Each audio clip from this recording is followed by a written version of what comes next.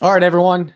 Hey, welcome back to this episode of the Non-Commissioned Officers Association's Commander's Call. I'm Paul Kingsbury, President and National Commander of the Non-Commissioned Officers Association. First of all, Happy New Year to everyone. Welcome to 2021. I hope everyone had a safe, happy, and healthy holiday season. And here's to hoping that 2020 is better than 21, or 2021 is better than 2020. Although, as we saw in the last couple of days, we've been off to quite a rough start. But regardless, I'm excited for NCOA, and I'm excited to work with the board as we move forward with NCOA to grow and evolve. So before we introduce, and you can see at the bottom, I've got a great guest with me today that's joined the NCOA team. Let me go through a couple updates on what's going on. As you know, we have an ongoing membership drive going on. We're working towards attracting and welcoming 1,000 new members, and we're always interested in retaining the members we have. So if you are an NCOA member and you've been so for a while, I consider every one of us an ambassador and a recruiter for the Non-Commissioned Officers Association. So I definitely need your help, your word of mouth. It can't just be what we push out on the website and Facebook pages as that. So you know what the organization brings, you know the value, you know what we offer with scholarships and disaster relief, advocacy, and all the different things we offer. Get out there and help connect us to that new generation and attract more members. Remember, we got a couple incentives going on. If you get 3 members, you'll get your executive director 3-member coin. But regardless, your personal advocacy for us and ambassadorship is going to help us grow. So speaking of coins, we have a new challenge coin that's out there. You can see it on the Facebook page of the member site. So for a minimum donation of $15, you can get one of those. They look pretty cool. I don't have mine on me right now. I should have had it just to advertise it, but check that out. So if you're into the challenge coin things like most military professionals are, consider getting one and giving a donation to NCOA for that. And then, I was talking to Chief Petty Officer Phil Noe, Coast Guard Chief. He's taking the lead on our NCOA Backbone broadcast podcast. Basically, we're going to get that out pushed out this month, probably towards the late of the month. So we'll have the first few episodes, and we'll be stepping off in that space as well as podcasts, and we'll see what we can do with that and grow and use that as another channel of our voice of that 80% of the enlisted force that's out there. So if you're not familiar with NCOA, check out our website. I'll talk more about that at the end. Check out our Facebook pages, get familiar with what we are and what we're doing and what we're after. So, and finally, the most recent NCO Advocate newsletter is out, putting out a lot of good information, and that's a great segue into introducing my next guest. So, as many of you have opined when we pulse for things that matter and what you want us to focus on and what our priorities should be, the overwhelming feedback was definitely with legislative affairs and advocacy. As you know, NCOA back in 1960 grew out of that space. We've got that legacy of advocacy and providing a voice for the broader enlisted force across the services, across the veterans, retirees, National Guard, Reserve Force. And we're going to continue to do that. So at this point in time, we got a new presidential administration coming in. We have a new Congress coming in. So we felt it was a great time to, make a change and move in a new direction with our legislative affairs. So we made the decision with the board to bring on a new chief advocacy officer. Before I introduce him, thanks to John Ostrowski for the great work he did, moving us on and taking the baton of what we had and moving it forward. But welcoming Mike Little to the team now as our new chief advocacy officer, and he'll talk a little bit about what that title means and how it's different. But hey, Mike, welcome. We're old shipmates from USS Ronald Reagan. I think you got that on your logo there until we can get you your NCOA shirt. But hey, welcome to the Commanders. Backbone broadcast, Commanders Call. Tell us a little bit about yourself and what you're going to bring to the NCOA team. Hey, Paul, it's great to be here with you and great to be talking to our members and followers of myself and you and everyone else. And before I talk about myself, I want to thank John Ostrowski for, the great work that he did for 6 years. And he and I, we stormed Capitol Hill together a couple of years ago for the Coast Guard when the government left them without a penny in their pocket. Most of them were eating out of food banks and taking high interest loans just to get through. And so he was a great guy. And, he taught me the one thing, always ask the chief, and I will always, consider him a friend and look up for him. So thanks for him for everything he did. Ladies and gentlemen, I'm Michael Little. I'm a 18-year Navy veteran. I served on the USS Ronald Reagan, the USS Tarawa, and then I served in the Navy Reserves for the last uh, 14 years. I was deployed into Iraq and Afghanistan, where I guarded detainees with the 16th MP Airborne, the 300th MP, and the 600th MP. Happy to have worked the National Guard during that time, the Colorado National Guard, the Texas National Guard, the Michigan National Guard. And it was the honor of my life to be an individual augmentee sailor. But, with everything, I came back a little broken, like the rest of us. Suffered a little bit of minor brain injury, suffered from post-traumatic stress disorder. And I've lost 15 of my shipmates to suicide. And I struggled with my own mental health issues, and I also tried to take my own life. And luckily, I was able to get over that. That led to me fighting the Navy over the way that they were treating service members with PTSD and TBIs back then. And I was able to actually take that horrible situation I went through, and we were able to make a lot of changes in the United States Navy with that. And I've been a proud advocate for veterans ever since. I got my start being an advocate with the VFW, AMVETS, and the American Legion. And it was a buddy of mine that works in DC, Ryan Gallucci, who told me, "You've got a story to tell, so go tell it." And he set me up with Leo Shane. We told my story to the nation and Stars and Stripes. And that really motivated me to want to do more and be more of an advocate than I was. I went on, I worked for the New York State Senate for a great state senator, Mark Rassani. And then I moved on from there. When my wife was relocated with the Coast Guard, where she's also enlisted, and we were stationed in Washington, D.C., worked for a military organization for 4 years. I was proud to be their government relations director, was happy to do their legislative advocacy, and for a short time helped with the executive administrations that they needed during a transfer period. I since started my own company. COVID hit me kind of hard, with my wife being on active duty and being a corpsman at the boot camp for Coast Guard. I kind of had to shut down operations. I went on, I worked for the Republican National Committee for the last 8 months, where I advocated to get more veterans to vote. And we were pretty successful in that endeavor. And I felt that I really enjoyed doing that, but nothing brought me more satisfaction than actually advocating for policy changes for my shipmates and my battle buddies. And so when the opportunity presented itself to take this position and help NCOA grow into the future, I couldn't do anything but say yes. So that's a quick story about me. I'm married. My wife's active duty Coast Guard. She's an HS1 in the Coast Guard. She's number 5 on the roster for possibly making chief right now, and we're holding our fingers to have a chief in the family. And then we have two children, William and Mary. I call them my flag officers because they run the house, right? So we got the Admiral. He's my son. He's about 4, and then he's about 5, and then we got my daughter. She's the Commodore, and her name's Mary, and she's about 3. So, I'm a down to earth guy. I like to get to know people. I like to be active in the organizations I'm a part of, and I think I'm going to enjoy working with you as much as you're going to enjoy working with me. But I've already, I've been on board a week now.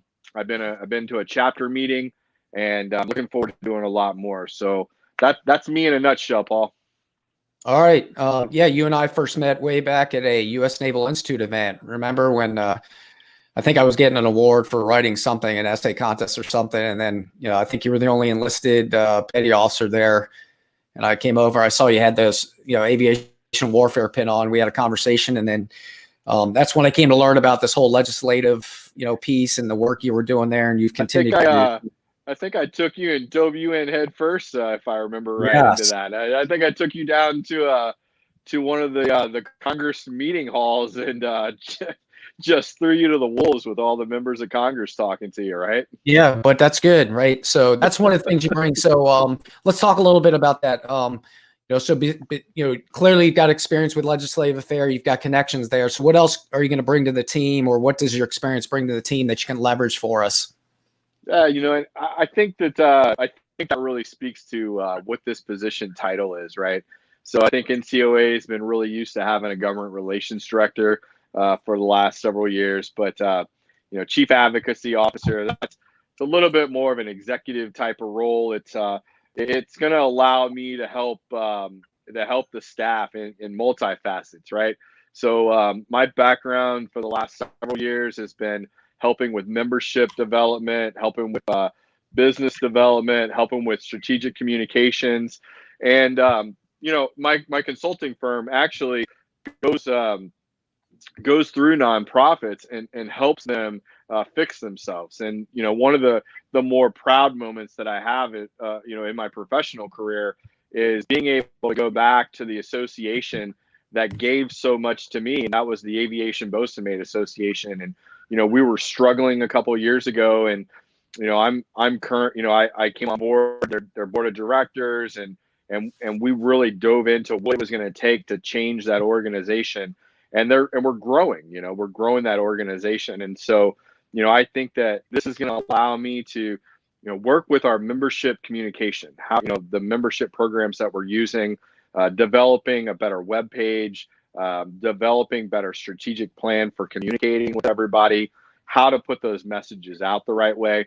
But at the same time, building that legislative portfolio and that government relations portfolio that's going to really make us stronger on Capitol Hill, stronger in the enlisted fleet or in the enlisted force, and allow us to be that advocate for everybody that's serving and has served as enlisted members. So that's kind of what the chief advocacy officer role is. It's a little bit more than the government relations director, but it's a good opportunity for us to grow. All right, awesome. And I think you've heard me talk about my lines of effort, and they're NCOA's line of effort. I just help champion them. Obviously advocacy in the legislative space, this membership growth and membership community, and I might be breaking up here, but so I apologize for those issues. And then the opportunity perhaps to grow in an educational, professional development way. And then we offer great membership benefits. We've got some, work in the space, like with our scholarship program and things like that. So as I mentioned early on in other calls, you can have all that stuff and it's great, but if you can't communicate in a modern world, in many cases, you're working against yourself. So I really look forward to your proficiency and your ability to help us communicate in this digital age, in this digital space, using these modern tools. And I think you're going to help us connect to that younger generation while staying connected to our older members as well. So I look forward to that. So one of the things we've already done, Paul, is day one we started an internship program that allowed us to increase our staff, by an additional 20 members.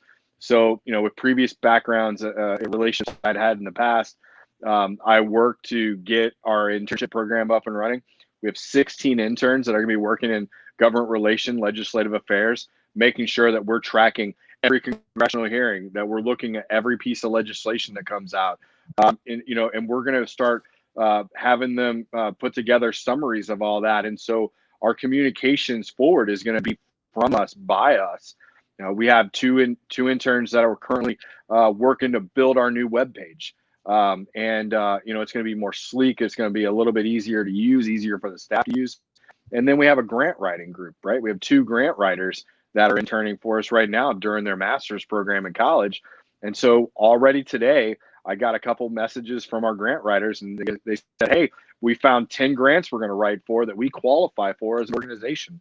So, we're putting in place like a larger infrastructure. We can't afford new staff, but we can definitely go with some go-getting, college students that want that job experience, that want to learn how to do things, and they need this. They need this to be proficient in their job, in their career. And so just like we do in the military, we're teaching, leadership skills to students that are going to go out and tell that story.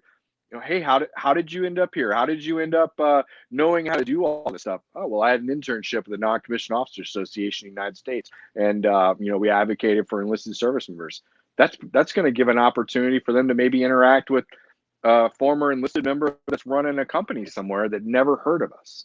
So, we're already making some large changes at the organization headquarters level that's really going to help us grow to what we need to be going forward. Awesome. So let's look forward. You and I have talked a lot. We kind of formally, we'll meet with the board later this year or later this month, actually, and kind of you'll come on and introduce to them. So kind of what do you like, if you have a vision, or what are the line of efforts you foresee that move forward on over the next year? So I think there's a lot of lines of effort that we need to be moving forward on. And, I'm working with Joe and the other staff members and Terry to kind of identify some of that. And so, step one is, continuing on with our legislative affairs, but building on it a little bit more. And so, something that I want to do, specifically is I want people to hear from us. So you don't have time to watch 8 congressional hearings in a week, which may take 3 to 4 hours for them to get through. And so now you're going to be able to review those congressional hearings in our newsletters and everything else. So now, instead of watching a 3 or 4 hour hearing, you can read about it in 500 words or less. And you're going to start seeing the legislation that's coming out. So, just today I looked, and there was 180 pieces of legislation that was introduced that, related to the Coast Guard, the Navy, the Air Force, the Marines, the Space Force, the National Guard. I'm sure I missed a branch, and then veterans. And so what we're going to do is we're going to summarize all of those pieces of legislation, and we're going to start sharing with you the most key pieces of legislation. We're going to be focusing on that. So all of our communication coming forward, going, for the future, it's going to be probably a little bit different than you're used to. And it's going to be written by someone on our organization. It's going to be prepared by someone in our organization. And then, of course, we'll also connect you to the Military Times and Stars and Stripes and other things. But it's really going to be about us, and it's going to be from us, and it's going to be how it's affecting us as enlisted service members and in our organization moving forward. And then outside of government relations, and also we're going to join the National Military Veterans Alliance, which is a coalition organization like the TMC, and we're going to stay very active in the TMC as well. But outside of that, we're looking at how can we better communicate with our members. I think we have an issue with our membership program that we're going to be looking at soon. We're developing a new web page that's going to be easier. It's going to be less. It's going to be things are going to be where they need to be at. It's not all going to be in one place. It's going to look a little bit nicer. And then we're also looking to kind of like save some money left and right. So that's those are kind of like my biggest items that I would like to help work with the staff on as we move forward. And I think that we're going to be able to do it. We've already done a lot of it. I've been here for 4 days, and we've already identified quite a few things that we can do differently. Yeah. And I think, we format some letters to send out to the new administration, the new Congress people, and probably the old ones too, to kind of strengthen and reestablish those relationships as well. And you and I were talking before we started going live, and I think it's important in any of our communications, because I'm really big on our mantra of, hey, if we say we're the voice of the enlisted, and that 80% that makes up a majority of the armed forces, then we got to be able to back that up. So the voice just isn't you going up in front of Congress or having a newsletter, right? The voice is sensing what's out there, what's important to people, what the impacts are, and then bringing that in. And then through people like you and the other connections we have, connecting to decision makers and influence and policy makers, and representing those concerns in a more direct fashion. So I definitely think any communication we have, on what's going on in Capitol Hill should always have a, hey, here's what matters, here's how it impacts you, and here's what we need you to do. So I look forward to, I think you're going to really bring that new communication as we move forward. So, kind of stepping off, I want to hear from, I want to hear from the members, Paul. Okay. This isn't about me. I'm not the voice of the NCOA. I'm just the advocate, that goes forth and does this for us. But like we need to hear from our members also, and so I am always available for our members. I'm always available for our non-members because I would like for you to join our organization. But you can always reach out to me at my email mlittle@ncoausa.org, and I'll be there to listen to you and find out what it is that's concerning you, because Okay. this is our organization, and so we need to Absolutely. do this together. So I'm looking Yep. forward to working with you and Joe and Terry and the rest of the board members, but also like all of our members as a whole. So Yep. this can't just be about a couple of us. We need buy-in from all of our members going forward. Yeah. So, you've been involved in these organizations, work I've done with them, there's definitely challenges, right, to overcome as we transition with a new generation and being connected to a new generation, things like that. So, one thing I think it's important to message is why it's important, is like NCOA and others that do work in this space, and why people should join, right? So what's your stepping off message to those who may not be familiar with NCOA, or who are kind of like, hey, what is this thing and what does it do? Like I'm a proponent of nonprofit organizations and professional organizations, no matter what, because we all bring something to the table that's meaningful for whatever we represent. But I'll tell you, there's no organization like the Non-Commissioned Officers Association, right? Actually, there is. It's the Military Officers Association of America, Yeah. and they represent the officer branch of the United States Armed Forces, and we are the voice of the enlisted. And so, we make up 80% of that population. 1.8 million members are enlisted in the United States Armed Forces. 21 million veterans are alive in our country. 80% of them were enlisted. And so that doesn't include our Mustangs and our OCS grads and everyone else that was also enlisted at one point too. So, we represent one of the largest voices in the nation. And, people ask, like, why should I be a member of this organization? Well, let me tell you, shipmates and battle buddies, you can't unionize in the United States military because, it's against the law. But I tell you what, membership in an organization like this is exactly what you need, because we technically are your unofficial union at all times. Who goes out and fights for you to get a pay raise every year? Well, I know the military likes to say that they do it, but the military also can't go to Capitol Hill and say, hey, our guys need a 5% pay raise. Our guys need a 3% pay raise. But our organization can go up there and do exactly that. Our organization can go up and say, there's housing issues in this country. We need to go look at that. The military can't exactly go up and say that. They can't exactly go up and, and say, hey, we got a contract issue here. We can. So if you want to know where your voice can really be heard at, the military does a great job of advocating for us, but they can never advocate for us the way that we need them to. And so they need organizations like ours to make sure that our voices are heard. You can have a commander's call with the chief of naval operations and the chief of the army, but you could come have a commander's call with us, and we're going to take that directly to the source. We'll take it directly to the secretary of the army. We'll take it directly to the secretary of the navy. We'll take it directly to members of Congress. We'll take it directly to the White House. That's why you should be a member of these types of organizations. We also offer chapters.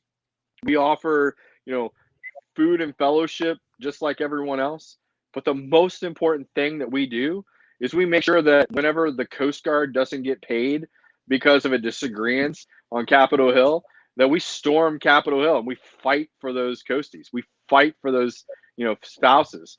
And that's exactly what NCOA helped me lead, during the government shutdown. That's why I was so, such a fan of the NCOA, was when we went and stormed Capitol Hill, we did. And, we need to make sure that things like that never happen again.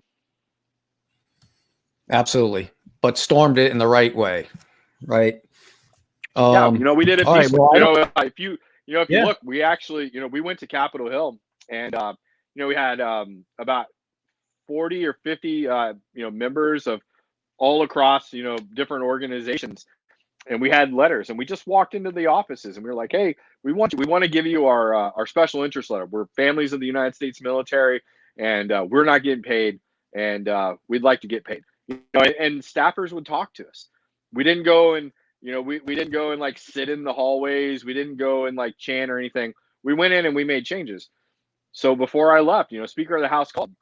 Hey, the Speaker of the House heard you guys are storming Capitol Hill. She wants to meet with you. Mitch McConnell's office called. Hey, the majority leader heard you were on Capitol Hill. We want to meet with you. That's what we need. We need more advocacy like that for our military. Things of the unpeaceful nature, or just doing things to be heard. That's not it. We need to have a strategic plan when we go do that, and that's what NCOA wants to do. We want to take that. We want to take all of our issues. We want to make a strategic plan out of them, and we're going to go storm Capitol Hill the right way, and we're going to make our voice heard. Yeah, and I absolutely look forward. You and I have talked about that, using this tool, StreamYard, and this live stream. Maybe you come on and you and I host one together, but taking the input and connecting it with the person, the policy decision, a congressional representative, ideally a congressman themselves. I just think there's great potential here. So I look forward again to working with you. So I think that's kind of about it for today. I just wanted to really use this time to introduce you to it. Like I said, we'll step off. We didn't do a board of directors meeting last month because of the holiday season, but February, I'm looking to put another one of these together, trying to get the new Spacecom SEL and a couple of components senior enlisted together to give us an update on what's going on with that and what's going on there. But I'll close it out. So Mike, thanks again for your time. Again, on behalf of all 40,000 members, welcome to the team, and we're glad to have you on board and look forward to what you're going to bring. And just let me know what you need. Paul, it's an honor of my life to be here. It's the honor of my life to have this job. I would honestly say that, this is like my dream job right here. And, I look forward to growing with this organization and, moving us into a new era.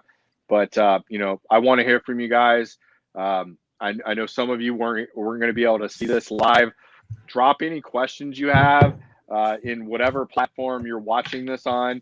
I'll get back with you. I'll answer any questions that you might have.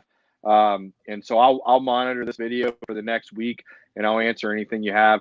Please email me, mlittle, MLITTLE @NCOAUSA.org, and I'll take your questions. But Paul, thank you so much. You're exactly the leader that this organization needs. Joe Terry is where he needs to be. Terry Haynes is the guy that's going to help us make some change happen. So thank you so much to all of you for having faith in me. And, let's go forward and let's do good things. All right. Awesome. All right. To all our current members, thank you for your ongoing membership and support. For any of you not familiar with what we are and who we are, come check us out, right? We've got definitely got the website. I've been scrolling that below, www.ncoausa.org. So you can see all our lines of effort, all the things we work on. You can sign up for the NCO Advocate newsletter there. So I'd encourage you to check NCO face page, just search for NCOA USA. And then for members, we have the closed group, NCOA Facebook page too, for the down and incoms. But check out what we've got. We offer a lot, like Mike mentioned. I love that food and fellowship piece. I love the advocacy piece.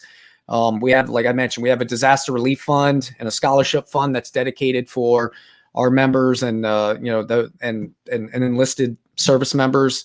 And then at the end of the day, just come check us out for a year. It's a $30 investment. Check out what we do. Come join us. Give us your feedback and help us grow and evolve and make us stronger. So. Tina Kish says, thank you, gentlemen. Welcome aboard, Mike. Everett Fike says, looking forward to working with you. And Joe Terry is watching us as well. So, and again, every member out there is an advocate, right? Every member, you help us recruit, but every member helps support our goals and strengthens our collective voice. So everyone have a safe, productive new year. And then remember, there's strength through unity, and I'll see you next month. See you all about the fleet.